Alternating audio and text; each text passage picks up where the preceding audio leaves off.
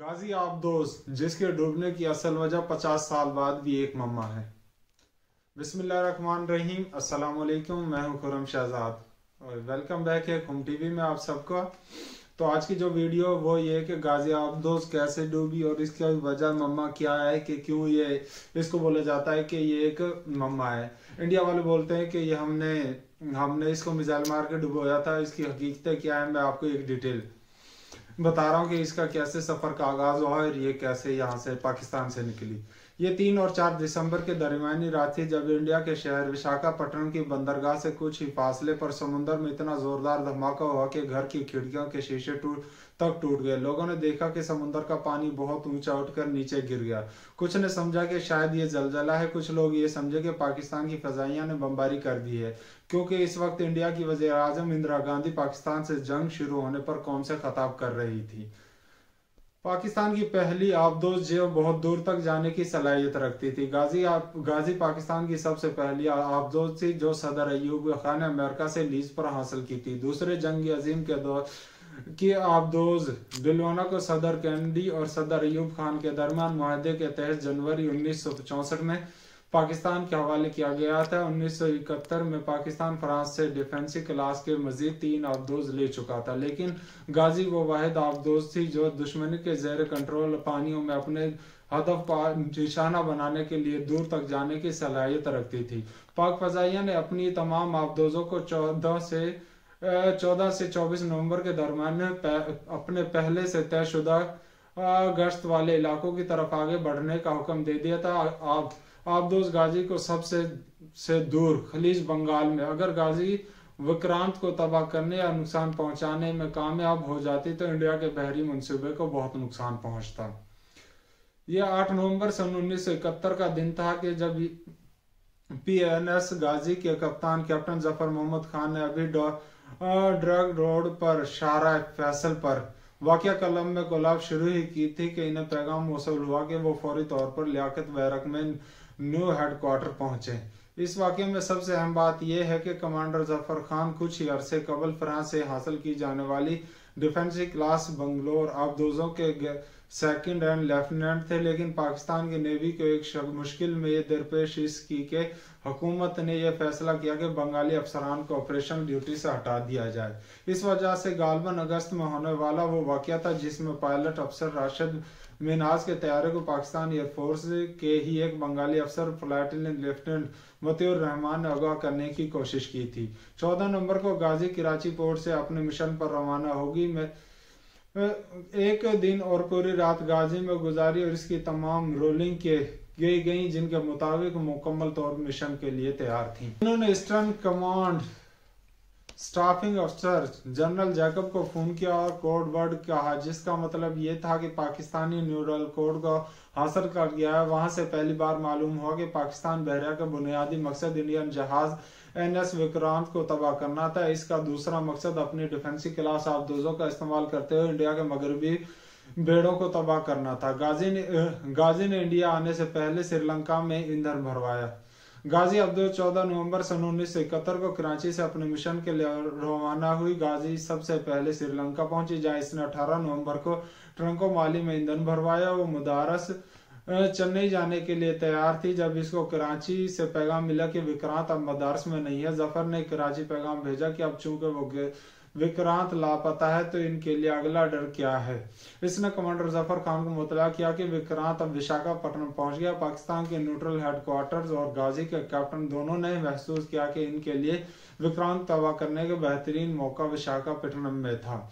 गाजी ने 23 नवंबर सन 1971 को ट्रंकोमाली से विशाखापट्टनम का सफर लगा दिया। इसने 25 नवंबर को चेन्नई अबूर किया और 1 दिसंबर की रात को 11:45 पर वो विशाखापट्टनम पोर्ट के नेविगेशन चैनल में दाखिल हुई। इसके साथ मसला ये था कि गाजी नेविगेशन चैनल कम गहराई की वजह से बंदरगाह से सिर्फ 2.18 मील तक ही जा सकती थी, इससे आगे नहीं। कमांडर जफर ने फैसला किया कि वो जहां है वहीं रुकेंगे और विक्रांत के बाहर आने का इंतजार करेंगे। गाजी आबदोज के समुद्र से दरियाफ्त होने वाले रिकॉर्ड से मालूम हुआ है कि आबदोज में एक खराबी के बायस धुआं भरना शुरू हो चुका था। गाजी से निकलने वाले धुआं ने न सिर्फ ना सिर्फ जो जवान बल्कि आबदोज के भी खतरा पैदा कर दिया था। उन्होंने मशवरा दिया कि गाजी को रात के वक्त समुद्र पर लाया जाए ताकि कुछ ताज़ा हवा मिले और इस दौरान बैटरियां तब्दील की जाएं। कमांडर जफर ने भी महसूस किया कि अगर आबदोज की हाइड्रोजन की सतह पहले से तयशुदा हिफाजती मियार से तजावज़ कर गई तो गाजी के लिए तबाही का खतरा बढ़ने लगेगा। लेकिन कैप्टन जफर ये भी जानते थे कि अगर गाजी को दिन की रोशनी में मरम्मत के लिए ऊपर लाया गया तो वो फौरन नजर आ जाएगी। शाम 5 बजे आबदोज के एग्जीक्यूटिव अफसर और मेडिकल अफसर दोनों ने कैप्टन जफर को आगाह किया कि आबदोज के अंदर हवा शदीद आलूदा हो चुकी है, जिसकी वजह से एक मैरीन बेहोश हो गया है। इन्होंने दोबारा मशवरा दिया कि रात तक इंतजार करने वक्त नहीं है, गाजी को फौरन सतह पर लाया जाए। इस दौरान आबदोज के अंदर हवा मुसलसल आलूदा हो रही थी। बहुत से मैरीन खांसने लगे और इनकी आंखों में मुतासर होने लगी। कैप्टन जफर ने हुक्म दिया कि गाजी को पेरास्कोप की सतह पर लाया जाए ताकि पहले बाहर का मुआयना किया जाए। गाजी को आहिस्ता आहिस्ता सतह समुद्र से 27 फुट नीचे तक लाया गया। वहां से कैप्टन जफर जो इस टेलीस्कोप पर से मंजर का मुजाहरा कर रहे थे दंग रह गए कि इन्हें देखा कि मुश्किल से 1 किलोमीटर दूर एक बड़ा इंडियन बहरी जहाज इनकी सिमत बढ़ रहा है। वक्त जाया किए बगैर जफर ने गाजी को मजीद गहराई में ले जाने का हुक्म दिया। कैप्टन जफर हालात मामूर पे आने का इंतजार कर रहे थे। इस दौरान मेडिकल अफसर दोबारा आए और कहा कि सूरत हाल मजीद खराब हो रही है, आबदोज का सतह पर जाना नागजीर होता जा रहा है। 3-4 दिसंबर की दरमियानी रात गाजी में क्या हुआ ये राज मुकम्मल तौर पर नहीं खुल सका। यह ख्याल है कि आलूदा हवा की वजह से कैप्टन जफर ने फैसला किया कि गाजी आबदोज 3-4 दिसंबर की रात 12 बजे ऊपर चली जाएगी और मरम्मत के काम के 4 घंटे बाद सुबह 4 बजे दोबारा नीचे आएगी। इस दौरान कैप्टन जफर ने मरीन को हुक्म दिया कि अगर वो चाहें तो अपने खानदानों को खत लिख सकते हैं जो इनकी वापसी पर ट्रंगोलो माली से पोस्ट किए जाएंगे। कैप्टन जफर शायद इस बात से लाइलम थे कि पाकिस्तान और इंडिया के दरमियान जंग छिड़ चुकी है। 3 और 4 दिसंबर की दरमियानी शब को ही इंडिया के वजीर आजम इंदिरा गांधी के कौम से खताब के दौरान विशाखापट्टनम से थोड़ी दूर रात के 12:15 पर धमाका हुआ। बाद में गाजी से मिलने वाली घड़ी ने जाहिर किया कि इस वक्त काम करना बंद कर दिया था। इस कहानी का सबसे बड़ा मोड़ यह था कि विक्रांत विशाखापट्टनम में ही नहीं था, इसे जज्वी इंडिया माला पहुंचाया जा चुका था। इस जगह पर पुराने तबाहकुन INS राजपूत को तैनात करके इंडियन नेवी ने यह तासर दिया कि विक्रांत विशाखापट्टनम में खड़ा है।